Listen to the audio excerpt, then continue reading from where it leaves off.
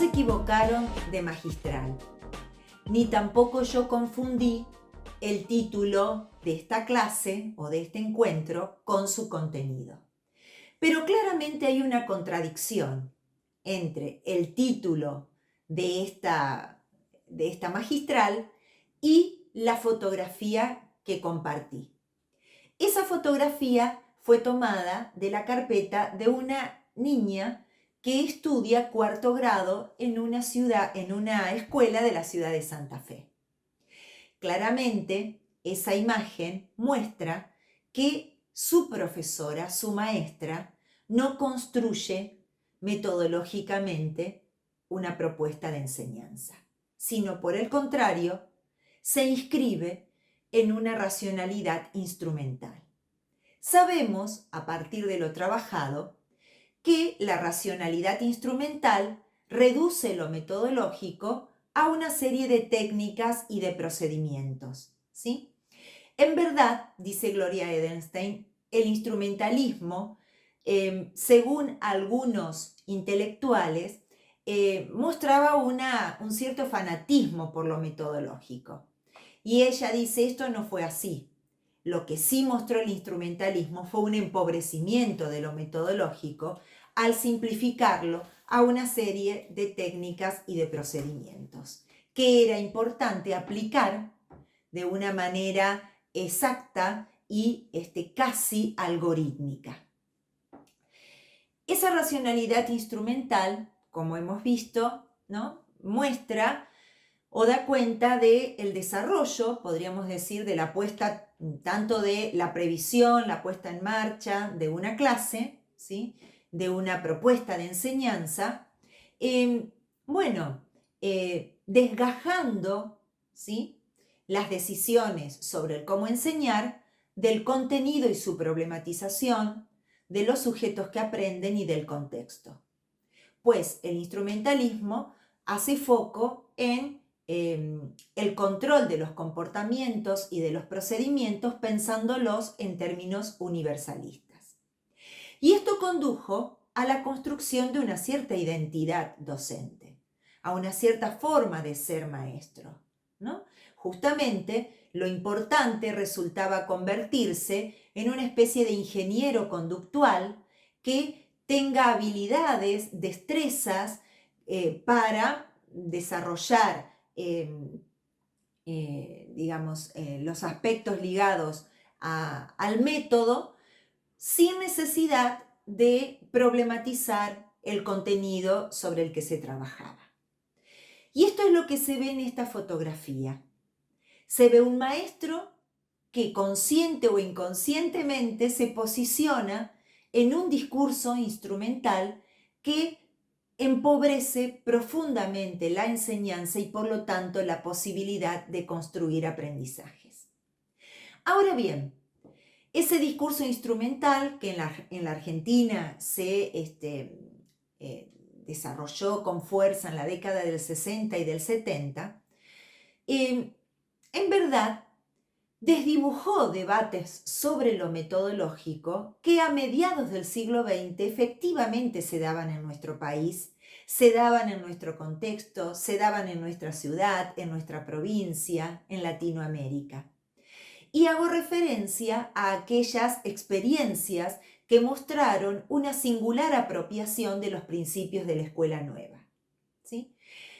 Podemos nombrar a Amanda Arias, Olga y Leticia Cosettini, podemos nombrar a Luis Iglesias, a Gesualdo Sosa, entre otros tantos maestros, muchos de ellos desconocidos, porque, no han registrado sus experiencias, que han mostrado que hacia mediados del siglo XX lo metodológico asumió otro sentido, puesto que fueron debates que se dieron al interior de proyectos, de verdaderos proyectos educativos, y justamente esas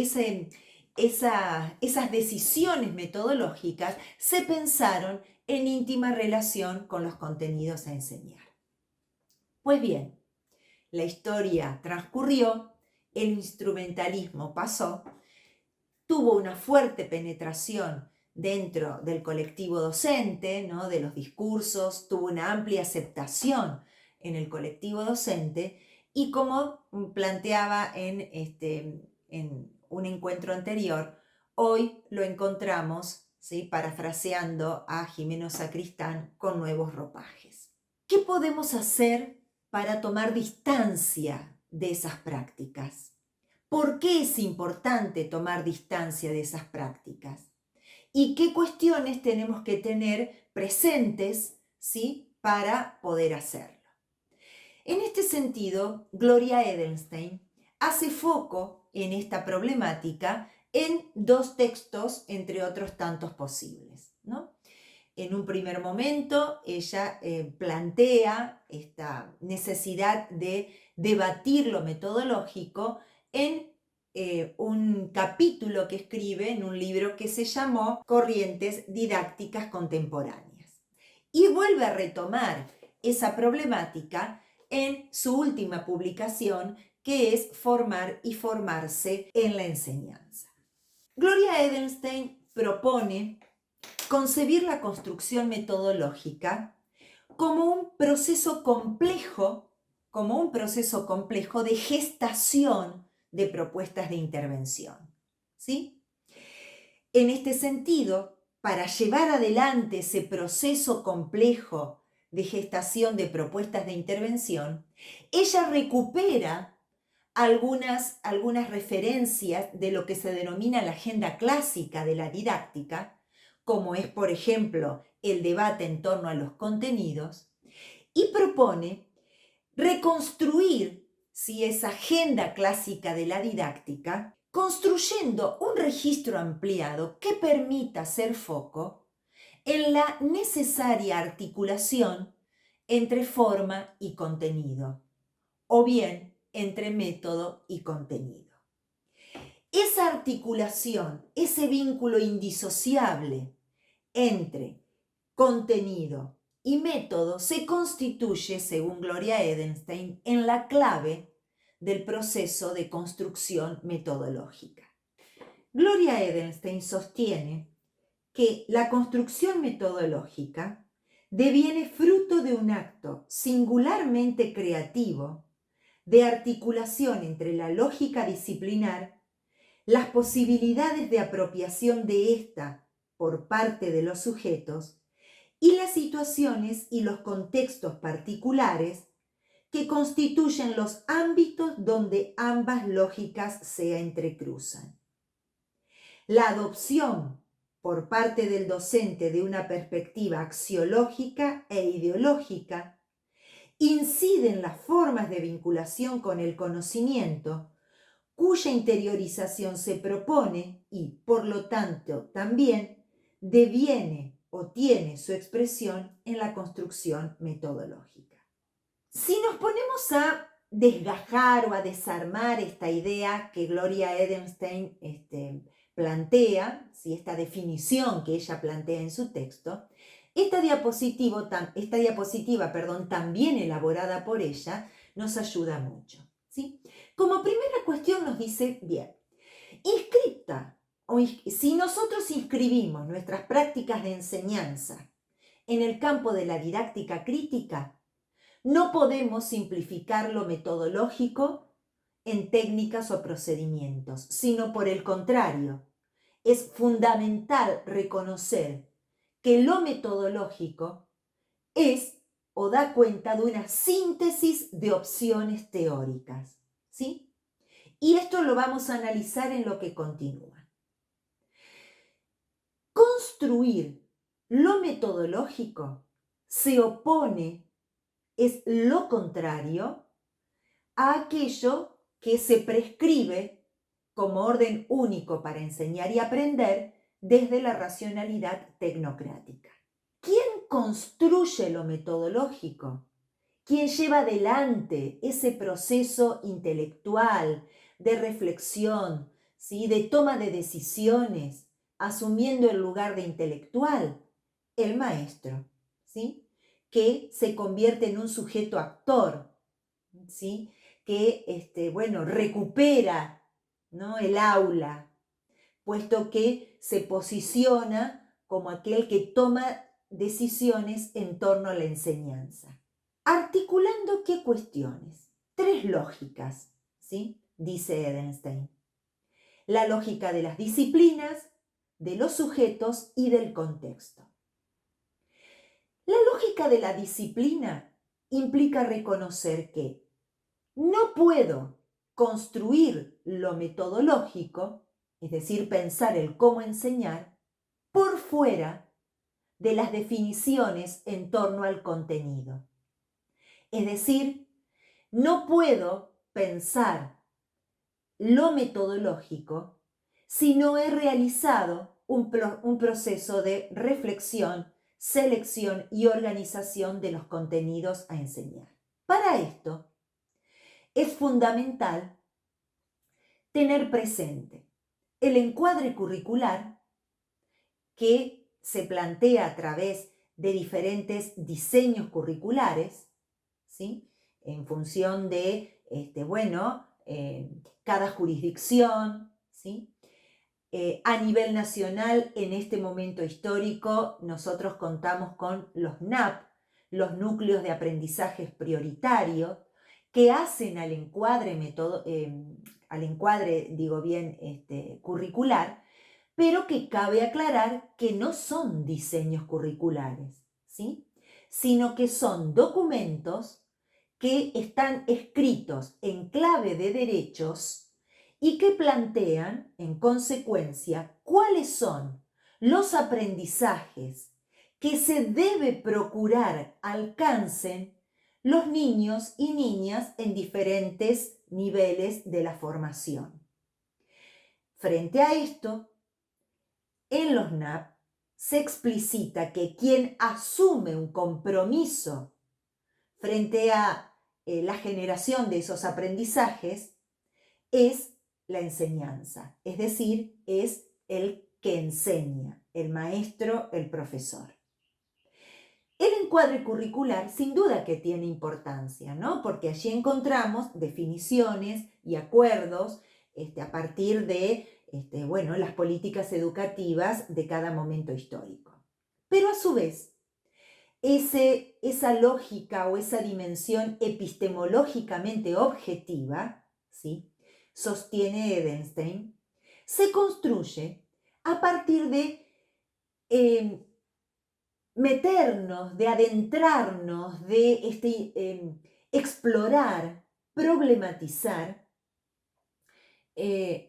los campos disciplinares, las áreas con las que voy a trabajar.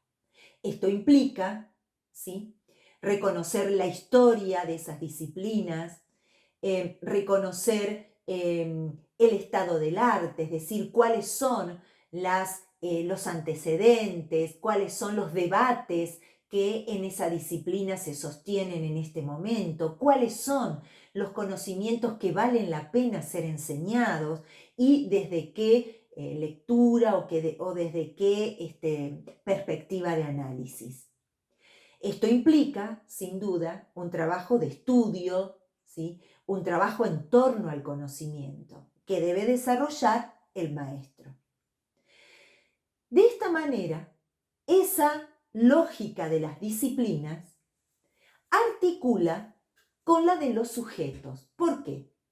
Porque claramente nosotros en las escuelas no enseñamos los conocimientos tal cual fueron producidos por los especialistas de cada una de las disciplinas o campos, sino que ese conocimiento sufre un proceso de adecuación contemplando a quienes va a ser enseñado, ¿sí? En este sentido, surge esta dimensión que Edelstein denomina epistemológicamente subjetiva, que implica contemplar justamente a esos sujetos que aprenden, sus características cognitivas, emocionales, sus rasgos evolutivos, ¿sí?, que hacen que puedan construir apropiación de conocimientos de diferentes maneras, frente a lo cual ese conocimiento producido en las ciencias tiene que sufrir un proceso de transposición didáctica, un proceso de trabajo, de adecuación, de elaboración para poder ser enseñado. Estas lógicas, sostiene Edelstein, se inscriben en un contexto que no determina, pero sí que condiciona y que debe ser contemplado a la hora de construir lo metodológico. La construcción metodológica pensada en esta clave rompe entonces con la ilusión de que existe a priori una definición en torno al cómo enseñar y que a su vez esa definición es de carácter universalista. Entonces, que puede existir una definición metodológica al margen del contenido, de los sujetos, al margen de los contextos. Esto hace que esa construcción sea singular, sea relativa, que esté pensada, ¿sí?, para un determinado momento, un determinado tiempo y un determinado grupo. Y desde este lugar, entonces, se rompe con esa intención de universalidad que caracterizó al instrumentalismo, asumiendo, ¿sí?, asumiendo entonces una mirada situada, no lineal ni mecánica, sino por el contrario, singular a la hora de pensar una propuesta de intervención y también de fundamentación. Entonces, frente al instrumentalismo que hace foco en la idea de universalidad, es decir, bueno, pobre convenio, pero esto de enseñar a todos por igual, ¿sí? La construcción metodológica, el proceso de construcción metodológica, es una posición teórico-metodológica que hace foco en pensar propuestas de enseñanza contemplando el contexto áulico, institucional, social, cultural, y esto hace que esa propuesta sea singular, sea casuística, sea relativa, es decir, que sea válida y significativa para este grupo en particular, en esta institución, en este contexto y en este momento de la formación. En este sentido, entonces, tenemos muchas más chances de estar enseñando para la comprensión, es decir, de fomentar desde la enseñanza, desde una buena enseñanza, experiencias de aprendizaje que valgan la pena, ¿sí? Y por lo tanto, ofrecer la oportunidad a nuestros estudiantes de hacer un uso activo de conocimientos de los cuales se apropian, ¿sí?, y que les permiten pensarse y pensar de una manera renovada, decimos, ¿sí?, de una manera compleja. En consecuencia, entonces, construir lo metodológico, ¿sí?, implica pensar nuestra tarea como educadores no desde el lugar de la aplicación de una receta o de la aplicación de técnicas, sino desde un lugar de compleja elaboración, que nos va a permitir poder construir sólidas argumentaciones y sólidos argumentos y fundamentos respecto de nuestra práctica, es decir, vamos a saber justificar por qué lo hacemos y para qué lo hacemos, y a su vez nos posiciona, ¿sí?, de otra manera en los procesos de instrumentación, ¿no? Es decir, en la puesta en marcha de ese proyecto que diseñé, que planifiqué, que elaboré, ¿no? Sin dudas voy a poder trabajar en la puesta en marcha de ese diseño con mucha más calidad teórico-metodológica, digo bien, con mucha más precisión, con mucha más creatividad, ¿no? Claramente porque pensar lo metodológico como construcción desarrolla otra identidad docente, ¿no? Una identidad docente que no es la del ingeniero conductual, decía hace un momento, sino la de un sujeto con una historia que ha transcurrido o tiene, ¿sí? Es portador de una formación, se inscribe política y éticamente en determinados principios y piensa su oficio de enseñar como un proceso que requiere asumir un compromiso intelectual importante, un compromiso social y cultural. Nos posiciona justamente como maestros capaces de tomar decisiones haciendo uso de toda una batería, ¿sí?, de herramientas teórico-metodológicas con las que contamos. En consecuencia, podemos decir que pensar lo metodológico como construcción hace foco en trabajar sobre las características de la transmisión.